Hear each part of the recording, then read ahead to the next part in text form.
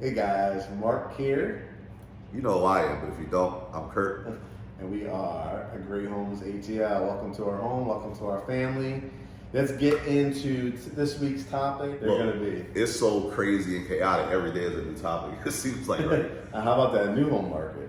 There's a lot going on in the new home market, and it's confusing to me because I know a lot of people when they hit us up, everybody has their mindset on they only want new. Yeah.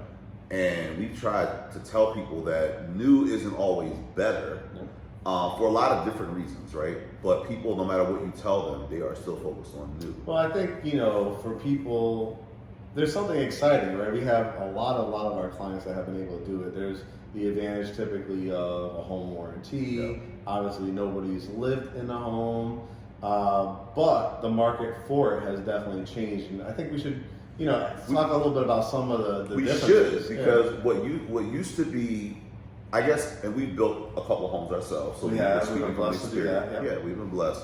I think for me, what used to be, what is exciting, if you can still find it, and we'll talk about this. What is exciting about building a new home is having the opportunity of actually picking out the specs in your new home. That was fun. That was fun, right? And I think what we're seeing now start to happen when we refer to spec homes is because of different reasons, builders now have sort of, in a lot of ways, taken the fun out of the aspect of building a home that's supposed to be the best part, right? Yeah, I think, there's, like anything else in life, price points matter, right? And what used to be spec homes at, say, the hundreds or 200s are now being found in 300s, 400s, and even more. Yeah. But a spec home pretty much means, you would walk into a community or walk into a home, they would have a sheet, and they might literally have everything that they've already ordered for that house. Yeah. Because there's supply chain issues, there's, by the time they have to permit a house, order supplies, get workers out there, everything like that, pricing, inflation. Yeah. And what's changed is that you kind of set the stage for what a spec home is. Right? Basically, the builder works with their team, usually the on-site agents, and say, hey, we need a house that's valued at this amount, put in the features and bells and whistles that would get that price, right? And they've been putting in some good stuff. They're putting in good stuff, but do you remember the pre-sale market? Yeah. I know it seems to be a thing of the past now with a lot of these builders, but the pre-sale market was when you used to be able to go to a new home community, right? And you could walk the community and there'd be a whole bunch of dirt lots. You might see some model houses up, but you as the buyer, you felt empowered because you could walk, and if you were pre-approved and you were qualified, you could go pick the piece of land, the actual lot that you wanted your house on. And now it's like they used to have in the sales center, if it was a lower price point, they would have at least, I think that happened in our first house, remember? When we bought it in 2014, there was an actual sales center, and I think it was a little office, or it was in their garage or something like that. But we went and looked at 5 different carpets. Why do you think the builders have gotten away from the pre-sale experience with the design center company experience to getting away from that and definitely getting more into the spec home? Well, a couple things. I think number one, economic conditions. It's like we said, supply chain. So if you had to, sit down, have somebody go to a design center, they even used to do some kind of structural changes here and there. A whole architect would have to come in, redraw it, resubmit to the county. It's a very time-consuming process. And so if you're in a market like Atlanta, which is a growing market, lots of jobs, lots of highly educated people, even tradesmiths coming in, and they have all these people wanting new homes.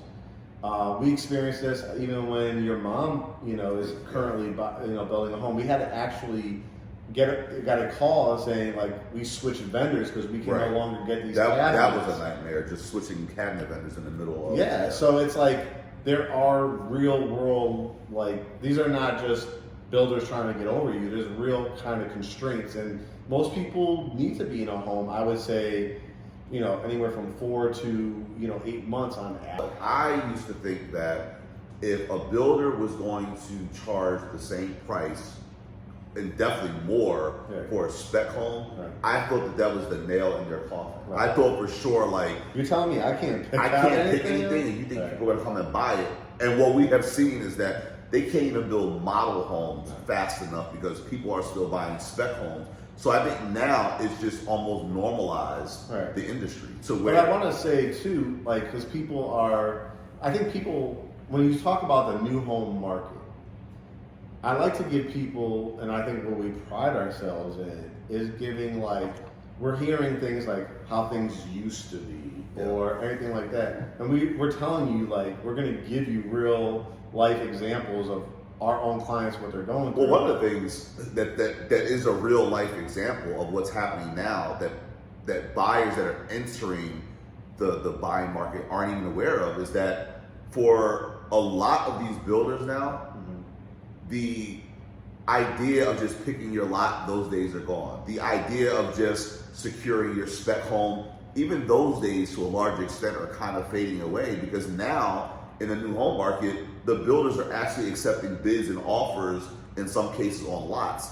And in other cases, there's like these lottery systems, which I know you've referred to them as like the Hunger Games, because it's kind of like... We have had a few of those. And so it's crazy, because the idea that people have wanted to get away from resales because they don't want to play in that multiple bid, 50 offers over ask price. They don't know what they're getting into. They don't know if they're overpaying for a house. All of those things that made people come running away from the resale market, they're now happening in new construction, because now the demand is just so high that the builder is like, oh, well, you know what?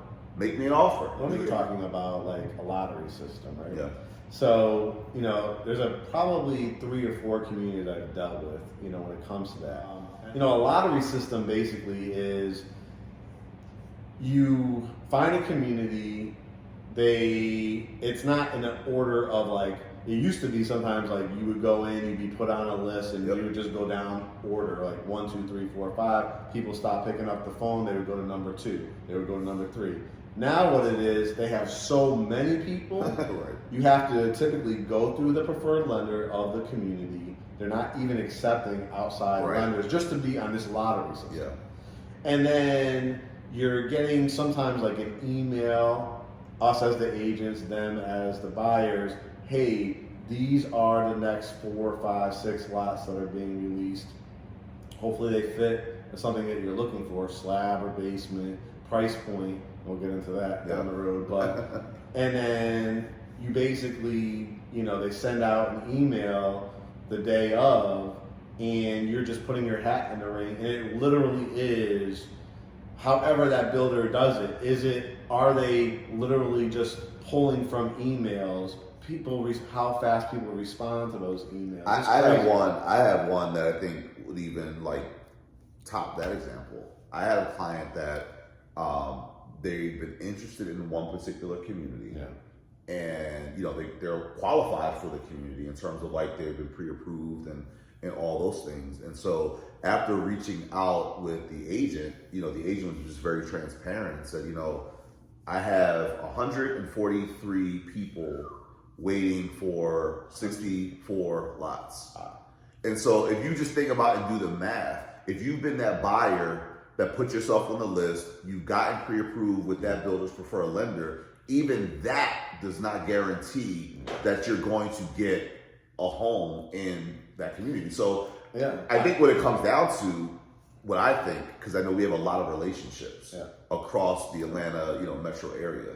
And I know that fair or not, we live in a world where relationships matter. Networking. Relationships matter, and who you know sometimes, and sometimes that becomes more important than necessarily what you know. I think that's what we've been known for, like over the years, is that I think I was looking up the other day. I think of the houses I've just posted on social media, it's like up to 565, and I haven't even posted everything that I actually. I forgot I even did that one. So I think one of the things that is so valuable about Great Homes ATL and what we do is like we're out in the field. We are like meeting with not only the on-site agents, the preferred lenders for those.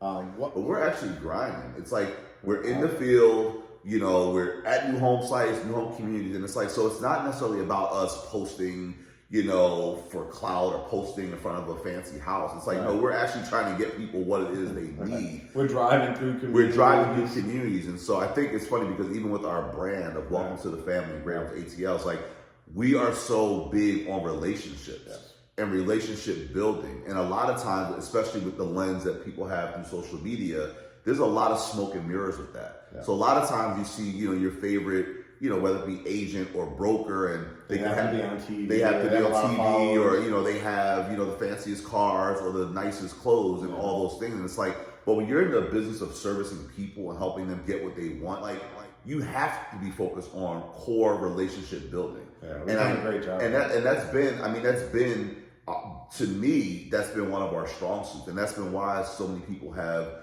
reached out to us and want to help. We've had people come to us who have already worked with other agents and then realize like, oh yeah, I got caught up in the aesthetic. I didn't pay attention to the hustle and the grind. And I think when people work with us, you know, they see it. I mean, we're closing deals left and right. And it's not to say necessarily that other agents can't do it. I just think for GreatHomesATL, when we say welcome to the family, that is all encompassing for us. That's for our clients. That's for our peers in the industry. That's with builders. We like to think of real estate as we're all extended family members. Yeah, I think what people like, the feedback that I get is, you know, why a lot of agents, on-site agents and stuff like to work with us is because, you know, number one, I think, you know, obviously I think we're good guys, we're knowledgeable and everything like that. But like we really do due diligence ahead of it. Like we're opening people up to areas they never considered. We're bringing them like well-qualified buyers because they've watched our videos. They may have gone. Most of them. Yeah, most of them. They have gone through the pre-approval process, even if they don't end up with their preferred lender, you know. But like, one other thing I want to jump on is because of our relationships, we talked about the Spec Homes. I do want to tell people there are opportunities for pre-sales as well. Absolutely. And design center. The question is, does that fit your budget? Meaning, like, there's a good chance that if you're like a $300,000, $400,000 buyer, that you're going to have nothing but spec home opportunities. If you have an opportunity at all at this point, because as you get further out, if you get to a more luxury builder, like it's going to be a whole different experience. Now, again, this is like building in a community. This isn't buying your own. Well, actually, what I talk about, I think it'd be good for our next topic because there is a distinction that I think we should make, and we'll do it for we'll do it maybe for the next video. But I think people, it's like, here's what I've seen.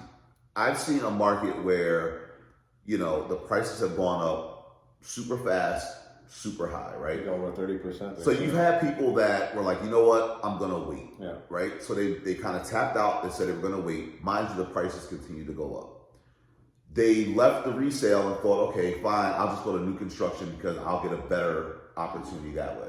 Now they're seeing all the craziness going on there, so they're like, okay, this is crazy. I'm wait. Tapping out. But now this new group of people that are kind of on the horizon are these people that have this grand idea that I'm not going to build in the community. I'm going to go get the land and just build my own house. And I'm pre-approved for $400,000, hell, even $600,000, and I can go do that. We tried it ourselves. We tried it ourselves, and I think it'll be good for another video. I definitely want to talk about it because it's like the solution to a market that where inflation is at an all-time high.